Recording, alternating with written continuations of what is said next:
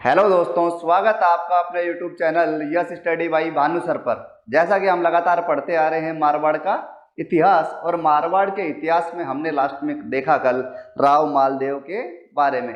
कुछ राव मालदेव की कुछ जानकारियां कल बाकी रह गई थी, उन जानकारियों पर हम आज चर्चा करेंगे।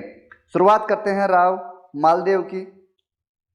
राव मालदेव, कल वाली कुछ बातें, उसके बाद आज का आगे। राव मालदेव के बारे में हम लगातार कल पढ़ते आ रहे थे। मैंने बताया था कि राव मालदेव था, उनका जो शासनकाल था, उनका शासनकाल रहा था 1531 से लेकर 1562 तक। पिता का नाम था राव गंगा, माता का नाम था पद्मा कुमारी। ये बातें कल हम देख रहे थे कि पिता उनके थे राव गंगा, माता का नाम था पद्मा कुमारी, जो सिरोही के शासक जगमाल देवड़ा थे, सिरोही के सामंत थे। जगमाल देवड़ा उनकी बेटी थी। बात करेंगे मालदेव के बारे में। सबसे पहले मैं बता दूं कि मालदेव का जब राज तिलक होता है तो उनका राज तिलक होता है सोजत पाली वाले किले में। इसलिए राज तिलक होता है कि उनके पास दो ही परगने बचे थे, एक उनके पास जो उनकी राजधानी थी जोधपुर, और दूसरा उनके पास सोजत। कहा जाता है कि मालदेव का राज तिलक सोजत में इसलिए होता है क्योंकि जोधपुर के जो उनके पास परगना था, जो उनके पास राजधानी थी, उसमें उन्होंने अपने पिताजी को खिड़की से धक्का देकर मार दिया था। इस कारण से मालदेव का राज तिलक सोजत में होता है। कुछ इतिहासकार इस बात को नकारते हैं कि मालदेव ने अपने पिता की हत्या नहीं करी। अगर पिता की हत्या करते तो वहाँ के सामंत उनको राजा स्वीकार नहीं करते।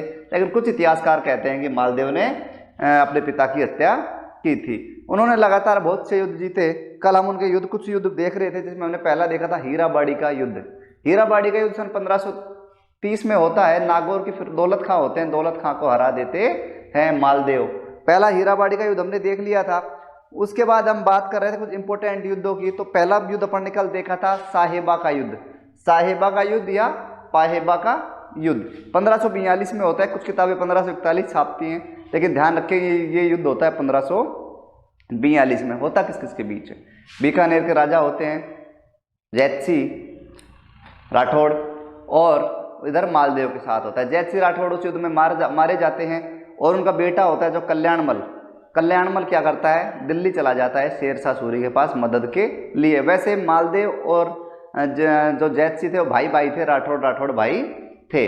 उसके बाद मालदेव हमला कर देता है किस पर? मेड़ता पर। मेड़ता के शासक थे वीरमदेव भी वहाँ से युद्ध में हार का सामना कर कहाँ चले जाते हैं? दिल्ली चले जाते हैं शेरशाह सूरी के पास। ये कहा जाता है कि वीरमदेव के पास एक घोड़ा था दरियादोष नाम का। उस घोड़े को लेकर मालदेव और वीरमदेव में आपसी मतभेद थे। ये बातें कल हम लगातार पढ़ रहे थे, और हमने देखा था उसके बाद गिरी सुमेल का युद्ध। गिरी सुमेल का युद्ध होता है शेरशाह सूरी और मालदेव के बीच। थोड़ी कहानी सुनेंगे पहले। हुमायूं भी बीच में एक मुगल शासक आया था। मुगल शासक के साथ मालदेव के क्या क्या संबंध थे? मुगल शासक की बात मैं आपको बताऊं तो सन 1539 में एक युद्ध होता है, चौसा का युद्ध, शेरशाह सूरी और मालदेव के बीच। शेरशाह सूरी और हुमायूं के बीच, जिसमें हुमायूं हार जाता है। उसके बाद सन 1540 में होता है युद्ध किसका? वापस से होता है हुमायूं और शेरशाह सूरी का। उस युद्ध में भी हुमायूं हार जाते हैं। दोनों युद्ध हारने के बाद, बिलग्राम का और चौसा का युद्ध हारने के बाद हुमायूं आ जाता है इधर जोधपुर के साइड। ये बात पता लगती है किसको? ये बात मालदेव को पता लगती है। तो मालदेव कहता है, मालदेव संदेश भेजता है किसके पास? मालदेव संदेश भेज दिया मालदेव ने हुमायूं के पास कि तुम जहाँ भी हो, मैं तुम्हारी मदद करूंगा और तुम्हारा शासन या तुम्हारा राजपाट वापस दिलवाने की कोशिश करूंगा। लेकिन हुमायूं उस टाइम गुजरात को जीतने के चक्कर में रहता है और मालदेव की तरफ ध्यान नहीं देता है। कुछ दिन बाद वो देखता है कि उसके जो साथी लोग थे, भाई लोग थे हुमायूं के, वो भी साथ देना बंद कर देते हैं हुमायूं का। इस कारण से हुमायूं आता है जोधपुर में, या फलौदी के पास एक जगह है जिसका नाम है जोगी तीर्थ। फलौदी के पास एक जगह थी जिसका जगह का नाम है जोगी तीर्थ। फलौदी के पास जोधपुर में स्थित है। यहाँ पर हुमायूं आते हैं और मालदेव को संदेश भेजते हैं कि मालदेव जी, आप हमारी मदद करें। ये बात कौन भेजता है? हुमायूं। देखो 3 दूत भेजता है अपने। ये 3 दूत कौन कौन से हैं इधर देखें। पहला है, ये इंपॉर्टेंट है, थोड़ा ध्यान रखें, मीर समंद। दूसरा है रायमल सोनी और तीसरा है अत्ता खां। ध्यान रख ले, 3 थे, मीर समंद, रायमल सोनी और उसके अलावा क्या था, अतका खां। ये 3 जाते हैं। अब तीनों जाते हैं मालदेव के पास और कहते हैं कि हुमायूं को आपकी मदद की ज़रूरत है। हुमायूं बोल देते हैं ठीक है, मदद की ज़रूरत है, हम बिल्कुल मदद तुम्हारी करेंगे, अभी स्थितियां अनुकूल नहीं है, अभी आप लोग एक काम करें, हुमायूं को बोलें कि वो बीकानेर चले जाएं और बीकानेर जाने के बाद वहाँ रहे, कुछ दिन में जैसे स्थितियाँ ठीक होती है हम शेरशाह सूरी से युद्ध कर लेंगे। आप अपने राजा को बोल देना कि राजा तुम लोग अभी अपन बीकानेर चले जाओ, हम बीकानेर चलते हैं, जब हमें युद्ध करना होगा तो हम मालदेव को आमंत्रित कर देंगे। और ये बात, वो तीनों ये बात लेकर चले जाते हैं हुमायूं के पास। हुमायूं पूछता है क्या कहा मालदेव ने, तो वो कहते हैं कि मालदेव ने ऐसे ऐसे हमें कहा है कि तुम अभी बीकानेर चले जाओ, बीकानेर में मेरा किला है, जीता हुआ है। किससे जीता था, जैतसी से, उस किले में रहो, जब भी अपनी स्थितियाँ ठीक होंगी तो हम शेरशाह सूरी से युद्ध कर लेंगे। ठीक है, अभी उस टाइम शेरशाह सूरी से युद्ध इसलिए नहीं कर पा रहा था मालदेव कि उस टाइम उसके 2 भाई थे, जो वीरमदेव और मैं उसका कल्याणमल, दोनों शेरशाह के सूरी के पास थे। शेरशाह की स्थिति मजबूत थी, इस कारण से उन्होंने कहा कि अभी कुछ दिन रुको, फिर हम युद्ध करेंगे। ठीक है, इतनी बातें हो गई। फिर पर वो उसमें से एक जो गया था उसका सेनापति, वो कहता है कि महाराज मुझे थोड़ा सा डाउट है। हुमायूं को बोलता है, हुमायूं बोलता क्या डाउट, बोला कि जैसे ही हम वहाँ गए थे तो वहाँ एक दूत और आया हुआ था। बोला कौन था वो दूत, तो वो बताते हैं कि वो दूत था शेरशाह सूरी का। बोल क्या कह रहा था, बोल वो ये बोल रहा था कि हुमायूं की मदद नहीं करनी। अब ठीक, अब उसको पता लगा कि भाई ठीक है, तो बोल क्या बात हुई, बोल यूँ बोल रहा था हुमायूं की मदद नहीं करनी। बोल मालदेव ने क्या कहा, और मालदेव ने हमारे सामने बात नहीं करी, उससे दूसरे कमरे में ले जाकर बात करी थी। चलो ठीक है, बोले देखेंगे।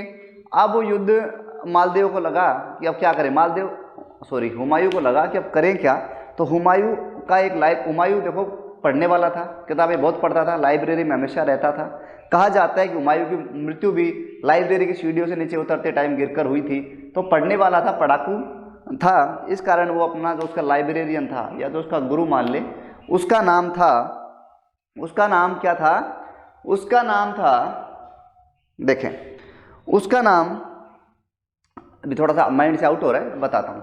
उसका नाम था मुल्ला सुर्ख। क्या नाम था, मुल्ला सुर्ख। मुल्ला सुर्ख के पास हुमायूं जाते हैं और सारी बातें उसको बताते हैं। तो मुल्ला सुर्ख उनको क्या बोलता है कि मुझे गड़बड़ लगती है कि मालदेव का मेरे को ये लगता है कि वो हमें बीकानेर के किले में रखेगा और वहाँ आके हमें गिरफ्तार कर लेगा और गिरफ्तार करने के बाद हमें शेरशाह सूरी को सौंप देगा। अब ये बात हुमायूं डर जाते हैं कि ये तो मालदेव अपने साथ धोखा कर रहा है, मालदेव के ऊपर विश्वास नहीं करते हैं और ये वहाँ से भग जाते हैं। कहाँ, हुमायूं के साथ चले जाते हैं। ये अमरकोट, जो पाकिस्तान में एक जगह है अमरकोट सिंध की, वहाँ पर ये वीर साल सोडा के पास जाकर शरण लेते हैं। वीर साल सोडा वहाँ के जो शासक थे उनके पास ये शरण ले लेते हैं। ध्यान रखें, अगर उस टाइम हुमायूं और मालदेव थोड़ी चतुरता दिखाते तो भारत में अफगानों का शासक नहीं होता। ये आराम से दोनों लड़कर उसको शेरशाह सूरी को यहाँ से भगा सकते थे। लेकिन हुमायूं ने विश्वास नहीं किया। हुमायूं को विश्वास करना चाहिए था कि वो अपने क्षेत्र में आए हुए को, तेरे पास छोटी सी सेना है, उसके बाद भी अगर तेरे को मालदेव जाने दे रहा है तो इसका मतलब मालदेव तेरे पक्ष में है। लेकिन हुमायूं इतना दिमाग नहीं लगाता है और मालदेव पर विश्वास नहीं करता और कहाँ चला जाता है, पाकिस्तान में अमरकोट एक जगह है जहाँ पे वीर साल सोडा के पास जाकर शरण लेता है। कहा जाता है उसके बाद ये ईरान जाता है, वहाँ अपनी सेना स्थापित करता है और वापस आकर राजस्थान में आता है और आकर कब्जा करता है। इतना ध्यान रखें। ये कहानी थी हुमायूं के साथ संबंध की। अब शेरशाह सूरी का और हुमायूं का युद्ध हो चुका था। मालदेव ने हुमायूं की इनडायरेक्ट तरीके से मदद करने की कोशिश करी कि उसको जोधपुर से जाने दिया, बीकानेर के लिए कह दिया था। ये बातें कुछ शेरशाह सूरी के मन में महत्व का साम्राज्य को विस्तार करना था। उसके अलावा युद्ध करने के और कारण क्या थे कि उसके अलावा कारण ये थे कि बीकानेर की जो मेड़ता जगह थी, बीकानेर के शासक उनके पास थे कल्याणमल, मेड़ता का शासक वीरमदेव उनके पास था। तो वो सोच रहे थे कि इनके तो भाई तो मेरे पास ही हैं, आराम से मैं मालदेव को हराकर जोधपुर पर अधिकार कर सकता हूँ। अब ये बात हुई क्या, अब युद्ध होता है। शेर खान सूरी, जो शेरशाह सूरी है, शेर खान है, वो युद्ध करता है किसके साथ, मालदेव के साथ। आज थोड़ा सा देखेंगे गिरी सुमेल के युद्ध के बारे में। गिरी सुमेल का युद्ध। देखो होता कब है, पहले ध्यान रखें। गिरि सुमेल का युद्ध सन 1544 ईस्वी में होता है। मालदेव इधर कौन, शेर शाह सूरी। ध्यान रखें, मालदेव और शेर शाह सूरी के बीच ये युद्ध होता है। दोनों सेनाएं लड़ने आ जाती हैं कहाँ, एक जैतारण जगह है पाली में, जैतारण, इसलिए उस युद्ध को बोला जाता है बैटल ऑफ जैतारण या जैतारण का युद्ध भी इसे गिरि सुमेल को कहा जाता है। मालदेव के पास मालदेव के सेनापति जैता और कुप्पा, इधर शेर शाह के पास मेड़ता वाला मेड़ता का वीरमदेव, साथ ही कौन था, साथ बीकानेर का कल्याणमल।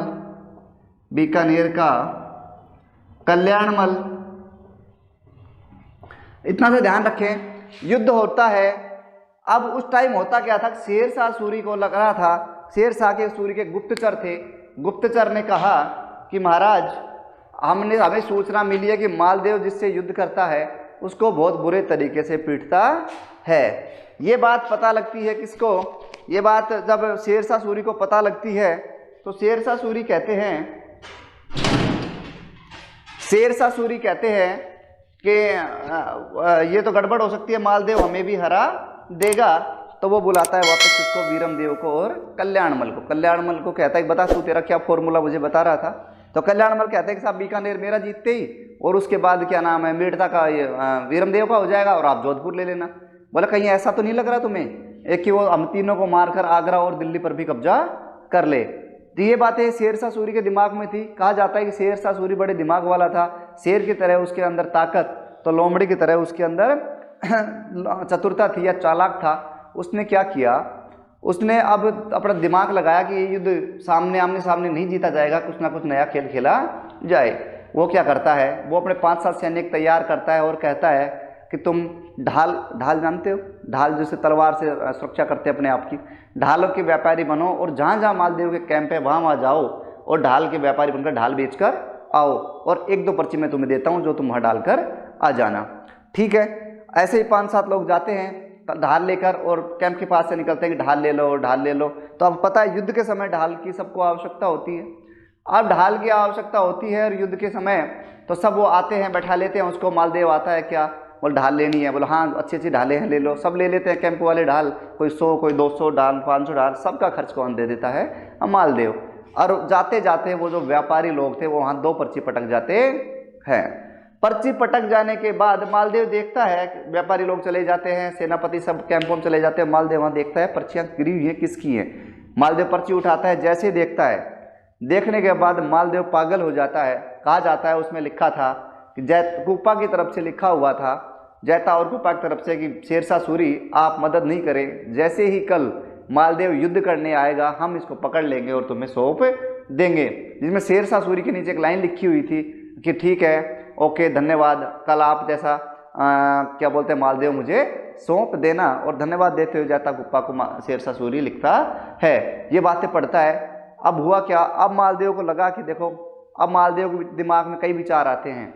जैता बोलता है मालदेव को युद्ध से पहले कि ये युद्ध हम जोधपुर में नहीं लड़ेंगे, ये युद्ध हम लड़ेंगे जैतारण में। तो जैतारण जैता के नाम पर गांव बसा हुआ था और कहता है जैता कि ये यहाँ पर देखो मैं अच्छी व्यवस्था करूँगा, खाने की पीने की हथियारों की सारी व्यवस्था, मेरा गाँव है मैं अच्छी व्यवस्था करूँगा।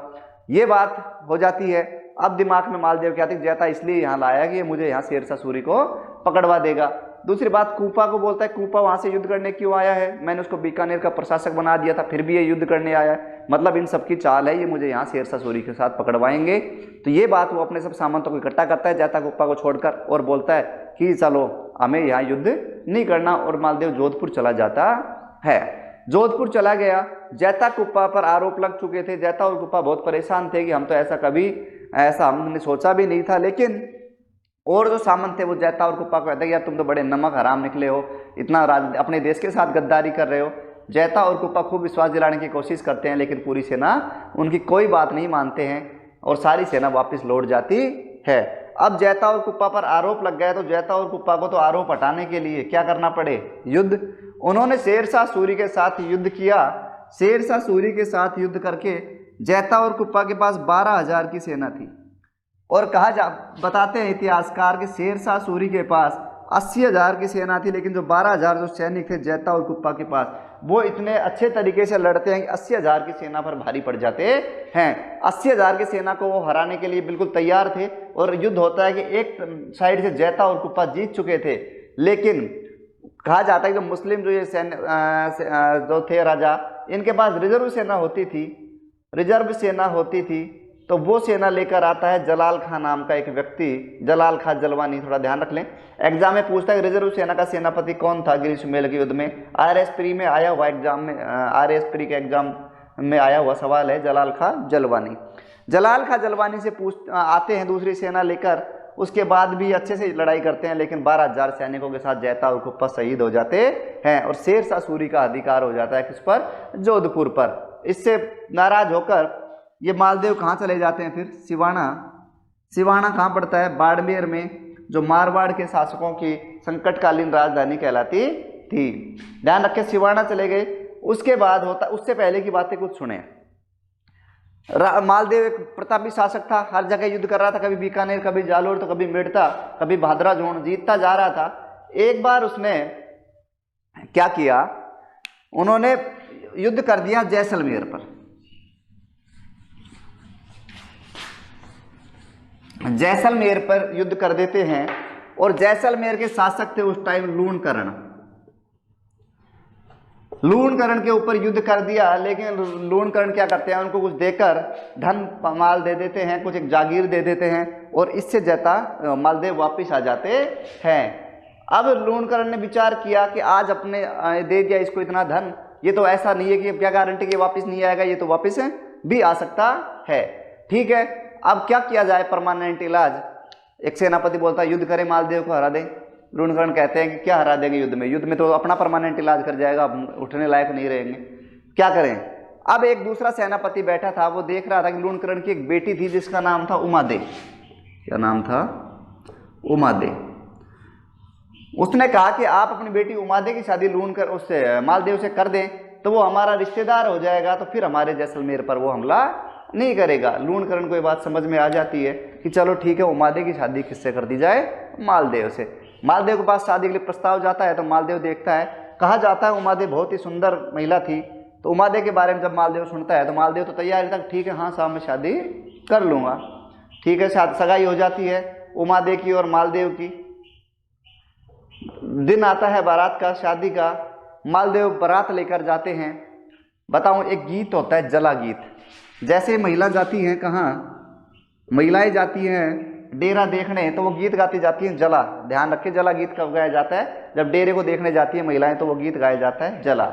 अब जला गीत गा रही थी, तो अब रानी उमादे जिसकी शादी हो रही थी, वो बैठी थी अपने कमरे के अंदर। उसने देखा या सुना कि बहुत बड़ी बारात आई है, घोड़े हाथियों के साथ बारात आई है, तो क्यों ना मैं भी मेरी बारात देखूं।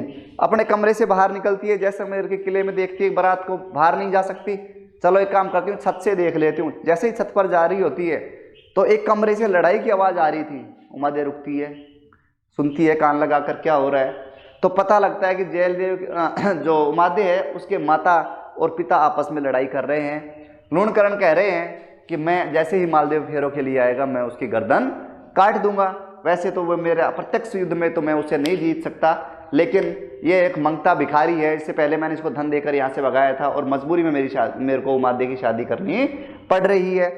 उसकी माँ मना करती है, लेकिन उमादे सारी बात सुनती रहती है। कहा जाता है कि हिंदू लड़की के लिए जो सगाई हो जाती है, वो आधा विवाह हो जाता है, पति के रूप में उनको मान लिया जाता है।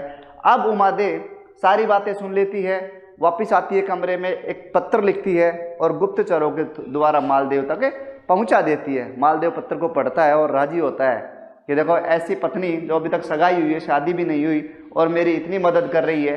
वो कहते हैं कि मरता तो मैं उनसे लूणकरण से वैसे भी नहीं, लेकिन चलो अब थोड़ा सतर्क रहना जरूरी है। उमादे होता क्या है कि उसमें मालदेव क्या करता है, अपनी जो बारात थी उसमें से 2-3 अच्छे लोग तैयार करता है और कहता है कि जब तक मेरे फेरे हों तुम लूणकरण को अंदर मत आने देना।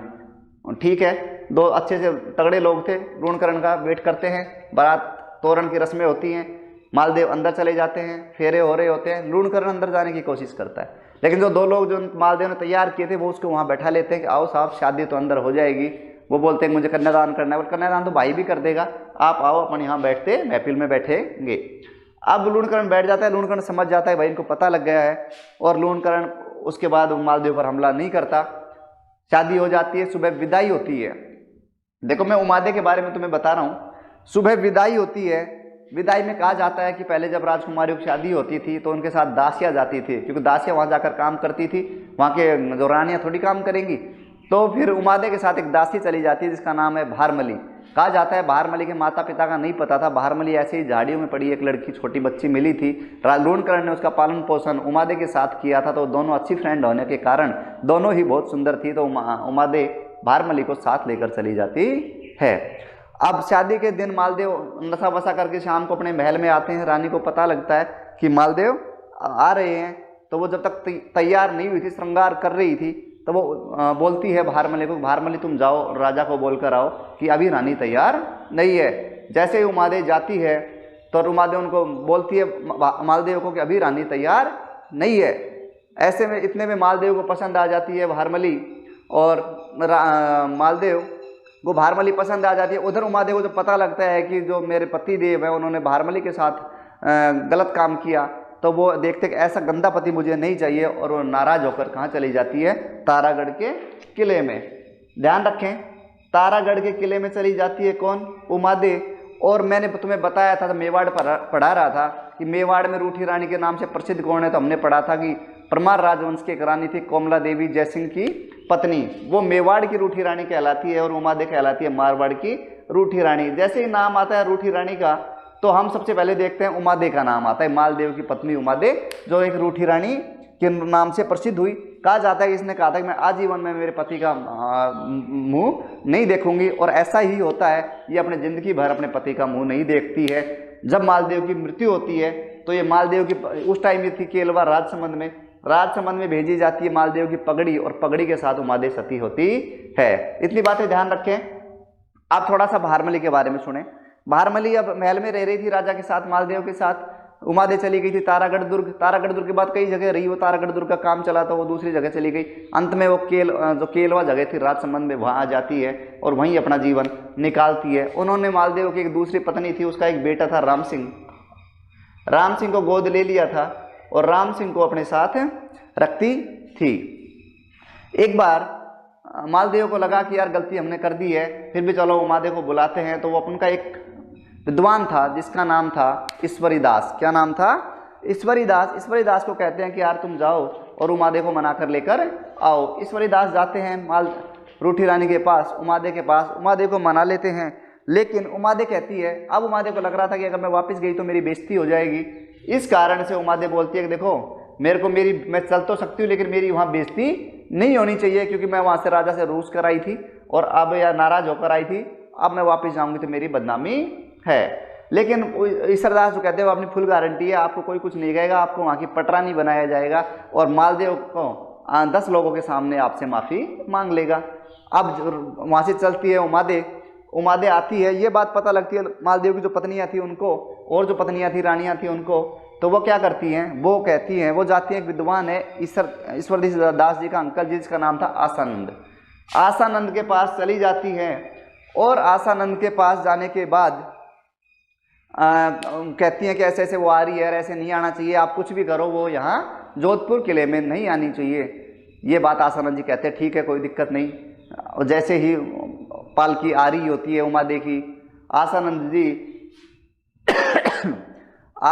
जी जाकर गेट पर खड़े हो जाते हैं और कुछ इस प्रकार की बातें बोलते हैं कि या तो सम्मान ले लो या तुम्हें अपने पति ले लो, एक चीज़ मिलेगी, यहाँ दोनों चीज़ें नहीं मिलती है। दोहे के रूप में कुछ बड़ी बड़ी बातें कहते हैं। ये बात उमादे सुनती है और उमादे वहीं से वापस चली जाती है। अब ठीक है, अब कोई दिक्कत नहीं, अब वो वापस चली जाती है, नहीं आती है। कहा जाता है कि उमादे ने अपना आजीवन अपने पति की शक्ल नहीं देखी थी। अब काफ़ी दिन हो जाते हैं, भारमली अपने बैठी हुई होती है और जैसलमेर की तरफ बड़ी बड़ी बिजलियाँ चमक रही होती हैं। इस बात को देखती रहती है भारमली। मालदेव जाते हैं, पूछते हैं क्या तुम्हारे को अपनी पीहर की याद आ रही है? पीहर तो वही था, वहीं पली बड़ी थी।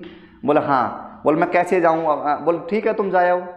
अब मना कर देती है भारमली, कैसे जाऊँ, मेरी वजह से उनकी राजकुमारी इन्होंने अपना घर छोड़ दिया, मैं वहाँ नहीं जा सकती, कोई मेरे को कुछ बोलेगा। मालदेव कह देते हैं कि उनकी जैसलमेर वालों की इतनी हिम्मत नहीं कि वो तुम्हें कुछ कहें, तुम जाओ। और एक लेटर लिख कर देते हैं कि अगर भारमली को कोई परेशान करेगा तो मैं, क्या नाम है, भारमली को अगर कोई परेशान करेगा तो मैं उसको जिंदा नहीं छोड़ूंगा। भारमली जाती है, जैसलमेर के किले में रहती है। लेकिन जो जैसलमेर के राजकुमार थे उसके 3 पत्नियां थी, लेकिन 3 पत्नियों के बावजूद भी भारमली इतनी सुंदर थी कि जैसलमेर का राजकुमार उसके आगे पीछे चक्कर लगाने लगा। ये बातें लगातार चल रही थी, ये बात लगातार वो उनकी पत्नियां थी, जो राजकुमार की पत्नियां, वो देख रही थी। तीनों पत्नियों में अब उनको बात होने लगी कि अब ना कहीं तो हमारे जो राजकुमार है बॉर्डर लाइन पे हैं, वो हमें छोड़ने वाले हैं। ये बात तीनों जब कर रही थी तो बीच वाली जो पत्नी थी उसका एक भाई था जैसलमेर का, जिनका नाम था बाघ सिंह। कोटड़ा का सामंत था, वही ध्यान रखें, कोटड़ा का सामंत था, तो इसके लिए इनको बोल देते हैं बाघ सिंह कोटड़िया, इतना ध्यान रखें। बाघ सिंह कोटड़िया बोलते हैं कि तू तेरे भाई को फोन कर, बाघ सिंह कोटड़िया को, वो ही इस भारमली का कुछ कर सकते हैं। ठीक है, बाघ सिंह कोटड़िया के पास संदेश जाता है, बाघ सिंह कोटड़िया आता है लूणकरण के महल में, जैसलमेर के महल में, और वो कहता, सारी बातें उसकी बहन रोते रोते उसको सारी बातें बताती है। बताने के बावजूद बातें बता दी, उसके बाद वो कहता है ठीक है, जैसे ही मैं सुबह जाऊं तो तुम मुझे छोड़ने मत आना। मुझे छोड़ने कौन आएगी, भारमली। या सीख देते हैं, जैसे कि अपन देखते हैं राजस्थानी प्रथा कि जैसे कोई रिश्तेदार आता है जाता है तो अपन तिलक करके उसको कुछ विदाई देते हैं। अब सुबह होती है, बाघ सिंह कोटड़िया की जो बहन थी वो तैयार नहीं होती, और बाघ सिंह कोटड़िया बोलता है मुझे अभी कोटड़िया जाना है, निकलना है, जल्दी मेरे को तुम सीख दे दो। तो वो क्या करती है, वो कहती है मैं तो तैयार, अभी तो तैयार भी नहीं हूँ, मुझे तो टाइम लगेगा। तो वो यूँ बोलती है ठीक है, दासी बैठी है, दासी से सीख दिलवा दो। बाघ सिंह कोटड़िया अपने ऊँट के ऊपर बैठ जाता है और उसको बाघ सिंह कोटड़िया एक बहन भारमली को कहती है जाओ तुम भैया को सीख देकर आओ। भारमली बोल ठीक है ओके। भारमली जाती है सीख देने, जैसे ही तिलक करने लगती है बाघ सिंह कोटड़िया बैठा लेता है किसको, अपने घोड़े पर बैठा लेता है भारमली को, और कोटड़िया या कोटड़ा में ले जाता है। कहा जाता है कि जो भारमली थी कोटड़ा तक जाते जाते बेहद प्रेम हो जाता है बाघ सिंह से। राजस्थान की लव स्टोरियाँ हैं, बहुत ही प्रसिद्ध लव स्टोरियाँ हैं। कोटड़ा जाते जाते भारमली को प्रेम किससे हो जाता है, बाघ सिंह कोटड़िया से। ये बात उधर पता लगती है जोधपुर में मालदेव को, तो मालदेव युद्ध करने की सोच लेता है। पता लगता है मालदेव की युद्ध करने की सोचता है, लेकिन जो मालदेव के सेनापति थे वो मालदेव को बोलते थे कि महाराज हम युद्ध नहीं कर सकते, बाघ सिंह कोटड़िया का पता नहीं कहाँ छुप जाएगा, हमें हमारे हाथ नहीं आएगा, और हाथ नहीं आएगा तो हमारी फौज की बेइज्जती हो जाएगी, साथ ही पता लगेगा लोगों को दासी के लिए वो युद्ध किया है तो आपकी बहुत ज़्यादा बेइज्जती है। अब मालदेव के चक्कर के, अब भारमली इतनी सुंदर थी को छोड़ दिया, उधर उमादे चली गई, भारमली भी चली गई, अब क्या करें। तो बोलता है कि ठीक है भारमली को कौन लेकर आएगा। तो एक उनके पास जो ईश्वरदास जी के जो अंकल जी थे आसानंद जी, जिन्होंने उमादे को वापस कर दिया था, उनको बुलाया जाता है कि जाओ अब तुम भारमली को लेकर आओ। आसानंद जी जाते हैं, कोटड़िया जाके पहुँचते हैं। ये बात पता लगती है बाघ सिंह को कि आसानंद जी जो बड़े विद्वान मेरे पास आ रहे हैं, तो वो 9 किलोमीटर तक पैदल चले जाकर उनको दंडवत प्रणाम करता है और अपने किले में या अपने जो जगह है वह स्थान पर लेकर आता है। चलो ठीक है, इतनी बातें हो गई, बड़ी इज्जत सेवा करता है। अब उन्होंने देखा कि ये बाहर से आए हुए लोगों की इतनी मदद कर रहा है, भारमली यहाँ खुश है, तो अब क्या करें। अब ये तो यहाँ से भारमली जाएगी भी नहीं, और तो आसानंद जी क्या करते हैं, आसानंद जी भी वहीं रुक जाते हैं। वो रुक जाते हैं। कहा जाता है कि कुछ दिन बाद बाघ सिंह की मृत्यु हो जाती है और भारमली भी उसके प्रेम विरह में क्या मर जाती है या देहांत हो जाता है, और जो आसानंद जी हैं वो पागल हो जाते हैं। पागल हो जाते हैं आसानंद जी, जो पहले मालदेव के क्या थे, जो मालदेव के दरबारी विद्वान थे। तो ऐसी थी भारमली की स्टोरी। और आसानंद जी फिर कहते हैं कि वो पाकिस्तान के अमरकोट में कोई लेके जाता है राणा जी, वहाँ भी जाके बाघ सिंह की बड़ाई करते हैं, तो राणा जी परेशान हो जाते हैं और आसानंद जी के पोते को बुलाते हैं कि अगर तुम, क्या नाम है, तुम्हारे दादाजी का मुंह बंद रख सको, बाघ सिंह का नाम 8 घंटे तक नहीं लेंगे, या पूरी रात एक रात अगर बाघ सिंह का नाम नहीं लेंगे तो मैं तुम्हें 1 घंटे के 1 लाख सोने के सिक्के दूंगा। लेकिन उनका पोता भी ये बात करता है दादाजी से कि दादाजी आप 8 घंटे 1 रात चुप रहना है, या बाघ सिंह का नाम मत लेना। लेकिन फिर भी बहुत कोशिश के बाद भी क्या बोलते हैं, जो आसानंद जी थे उनके मुंह से बाघ सिंह की बड़ाई निकल जाती है। बाघ सिंह कितनी बड़ाई कर रहे थे, इस बात से राणा नाराज थे कि मैं राणा और ये क्या नाम सामंत तो कितनी बड़ाई कर रहे हैं मेरे सामने, इस वजह से परेशान थे। लेकिन आसानंद जी भी वहीं रहते हैं और कुछ दिन बाद आसानंद जी की मृत्यु हो जाती है। अब सुने, ये थी उमादे की कहानी। उमादे के साथ मैंने तुम्हें बता दी भारमली की कहानी। बारहमली के बाद मैंने तुम्हें इसका मालदीव का बताया, पाली का जैतारण का युद्ध या पाली का ग्रीष्ममेल का युद्ध जो 4 जनवरी की नाइट में या सुबह का 5 बजे 5 जनवरी को सुबह 4 बजे हुआ था। ध्यान रखें। अब देखते हैं किसके निर्माण कार्य के, जो मैंने तुम्हें बताया था। और मुल्ला सुर्ख के बारे में मैंने तुम्हें बताया कि लाइब्रेरियन का क्या नाम था, हुमायूं के लाइब्रेरियन का मुल्ला सुर्ख। अब सुने, अब आते हैं निर्माण कार्य। देखें निर्माण कार्य, एक इनका दुर्ग था रिया नाम का, रिया दुर्ग जो नागौर में स्थित था। निर्माण किसने करवाया? मालदेव ने। पोखरण दुर्ग स्थित है जैसलमेर में, निर्माण किसने करवाया? मालदेव ने। सोजत दुर्ग या पाली दुर्ग पाली में स्थित है, निर्माण किसने करवाया? मालदेव ने। ध्यान रखें कि कहा जाता है कि 84 में से 32 दुर्गों का निर्माण राणा कुंभा ने करवाया था, जो 1 नंबर पर आते हैं कवि श्यामल दास की किताब वीर विनोद के अनुसार। और कहा जाता है कि दूसरे नंबर पर कौन आता है? दूसरे नंबर पर आते हैं राव मालदेव, जिन्होंने राजस्थान में सबसे ज्यादा दुर्गों का निर्माण करवाया था। ये थी कहानी किसकी? राव मालदेव की। उसके अलावा बता दी मैंने बाघ सिंह की कहानी। तो ध्यान रखें निर्माण कार्य में कौन कौन से हैं? रिया दुर्ग, पोखरण दुर्ग, सोजत दुर्ग, ये कुछ इंपॉर्टेंट है। और इसके अलावा सुनो, जोधपुर शहर का पूरा परकोटा, जोधपुर शहर का परकोटा का निर्माण भी किसने करवाया था? राव मालदेव ने। ध्यान रखें मालदेव का शासनकाल 1531 से 1562 तक। कल का और आज का दोनों जो हमारी क्लासें रही वो राव मालदेव पर रही।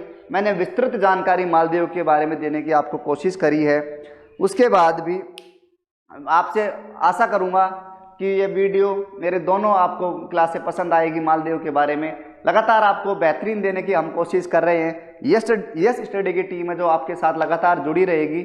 यस स्टडी के समस्त स्टाफ आपको बेहतरीन देने की बेहतरीन से बेहतरीन देंगे या खूब बढ़िया कंटेंट देने की कोशिश करेंगे। आप लोग सब यस स्टडी के साथ बने रहें।